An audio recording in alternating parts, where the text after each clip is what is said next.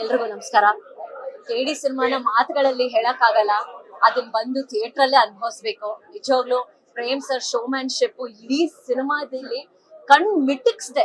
ಒಂದ್ ನಿಮಿಷ ಕಣ್ ಮಿಟಿಕ್ಸಿದ್ರೆ ಏನಾದ್ರು ಮಿಸ್ ಮಾಡ್ಕೊಬಿಡ್ತೀರಾ.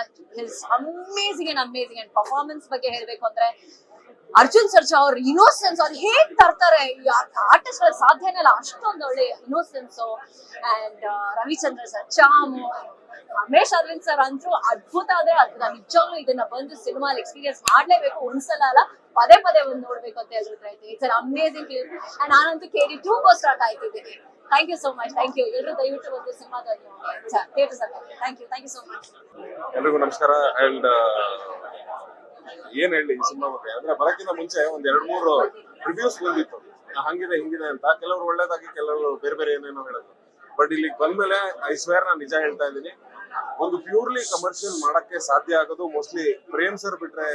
ಈ ತರದ ಒಂದು ಕಮರ್ಷಿಯಲ್ ಎನರ್ಜಿ ಇಡೀ ಸಿನಿಮಾದ ಶುರುವಿಂದ ಕೊನೆ ತನಕ ಇರುವಂತ ಎನರ್ಜಿ ಸಿನಿಮಾದು, ಆ ಎನರ್ಜಿನೇ ಮೋಸ್ಟ್ಲಿ ಪ್ರೇಕ್ಷಕರನ್ನ ಸೀಟಲ್ಲಿ ಕೂರ್ಸತ್ತೆ.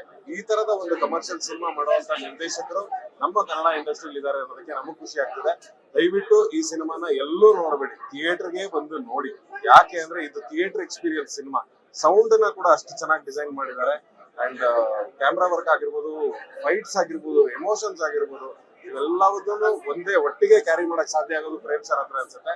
ಅಂಡ್ ಆಕ್ಟ್ರೆಸ್ ಬಗ್ಗೆ ನಾನು ಮಾತಾಡ್ಲೇಬಾರ್ದು, ಯಾಕಂದ್ರೆ ಒಬ್ಬರ ಬಗ್ಗೆ ಮಾತಾಡಿದ್ರೆ ಇನ್ನೊಬ್ಬರ ಬಗ್ಗೆ ತಪ್ಪಾಗುತ್ತೆ.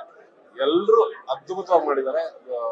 Total package commercial, well made commercial cinema. So ದಯವಿಟ್ಟು ಬಂದು ಎಲ್ಲರೂ ನೋಡಿ. Thank you.